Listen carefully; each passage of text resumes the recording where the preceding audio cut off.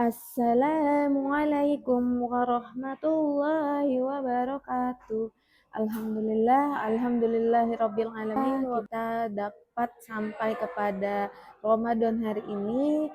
Tak lupa pula kita panjatkan salawat serta salam kepada Nabi besar Muhammad sallallahu alaihi wasallam, suri tauladan terbaik, sahabat terbaik, teman terbaik untuk umatnya yang mampu menjadi contoh baik bagi kita semua. Sobat muda yang disayangi, hari ini Miss Fatira akan membahas tentang teman seperti ini bisa menyeretmu.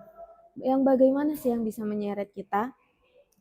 Kenapa? Karena teman yang bisa menarik kita kepada kebaikan dan keburukan itu bisa menjadi penyelamat ataupun perusak bagi kita semua.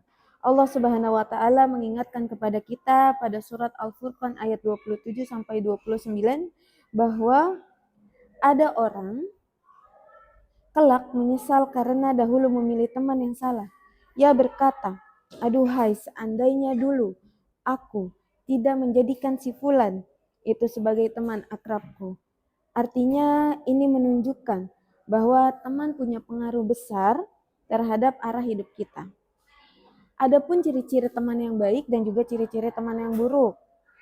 Yang teman baik ciri-cirinya adalah mengajak kepada sholat, mengajak untuk tidak meninggalkan sholat, selalu tepat waktu sholatnya di awal waktu, mengingatkan saat kita salah, bukan membiarkan kita jauh dari Allah dan terjatuh tersungkur ke jurang keburukan. Mendukung cita-cita dan kebaikan-kebaikan yang sudah kita lakukan. Menenangkan saat kita sedih, bukan memanfaatkan saat kita lemah. Rasulullah Shallallahu Alaihi Wasallam bersabda bahwa perumpamaan teman yang baik seperti penjual minyak wangi. Bisa kita sebagai temannya atau sebagai yang dekat dengannya bisa ikut wangi juga. Jadi misal kita dekat berteman dengan penjual minyak wangi, insya Allah kita juga ikut wangi. Jika kita dekat-dekat dengan orang yang bersikap buruk, maka kita akan ikut buruk. Jika kita dekat-dekat dengan orang yang baik, maka insya Allah kita juga akan baik. Sedangkan teman yang buruk seperti apa sih, Miss? Teman yang buruk itu yang mengajak bolos, mengajak mencontek, atau melanggar aturan, berbuat hal-hal buruk yang harusnya tidak kita lakukan. Contoh kenakalan remaja yang mungkin untuk kelas 7 pernah sharing ikut-ikutan tawuran, obat-obatan terlarang, minum-minuman keras. Itu hal-hal buruk yang biasanya terjadi karena ajakan teman.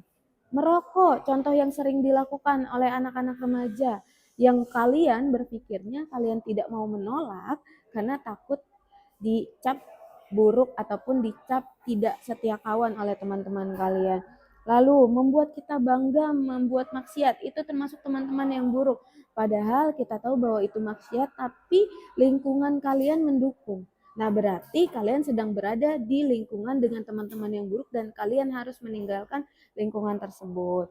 Apakah lingkungan berpengaruh, Miss? Jelas, sangat berpengaruh. Lingkungan seperti arus yang membawa kita. Contoh, kita terjatuh di sungai, kita terbawa arus. Kamu berteman dengan orang-orang yang berbuat buruk. Tidak menutup kemungkinan kalian juga dapat berbuat buruk. Tapi kalau kalian berada di lingkungan yang baik, yang insya Allah membawa kalian ke arah yang baik, insya Allah kalian pun akan berbuat hal-hal yang baik.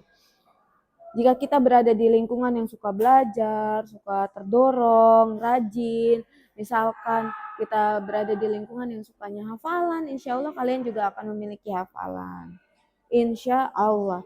Imam Syafi'i pernah berkata bahwa seseorang akan mengikuti kebiasaan teman dekatnya, maka lihatlah dengan siapa kita berteman. Karena karakter tidak bisa dibentuk dalam sehari, tapi dibentuk oleh kebiasaan dan lingkungan setiap hari. Nah, bagaimana langkah awal kita supaya kita bisa terhindar dari teman-teman yang buruk adalah berani menolak ajakan yang negatif. Bagaimana menolak ajakan yang negatif ini? Sebetulnya ujian sesungguhnya, karena banyak dari kalian yang merasa sudah dekat dengan temannya, di saat diajak keburukan kalian merasa sungkan untuk menolak. Kalian harus berani untuk menolak, berani untuk berkata tidak kepada hal-hal buruk yang diajak oleh teman kalian.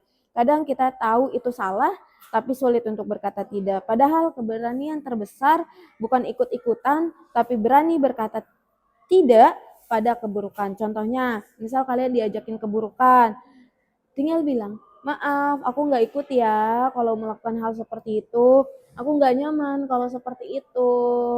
Gitu. "Aku mau jaga diri." Kalian bisa mengucapkan hal-hal seperti itu. Mungkin kalau untuk kalian mencegah itu terjadi, kalian belum sampai di situ, kalian cukup menjaga diri kalian untuk tidak terjerumus di sana. Tapi kalau kalian bisa untuk menasihati teman kalian tidak berbuat seperti itu lebih baik.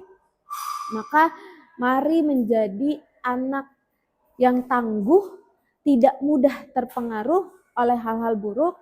Mari kita cerdas memilih teman, memilih teman-teman yang baik untuk masa depan yang baik. Itu adalah bentuk kekuatan, bukan kelemahan. Orang berprinsip tidak mudah diseret, justru ia yang bisa menarik temannya ke arah yang lebih baik. Itu aja dari Miss Fatira yang dapat Miss Fatira sampaikan. Semoga apa yang Miss Fatira sampaikan dapat bermanfaat untuk anak-anak Miss yang insya Allah solih-solihah. Miss Fatira mohon maaf jika ada salah kata. Billahi fisabilil haq, fastabiqul khairat. Wassalamualaikum warahmatullahi wabarakatuh.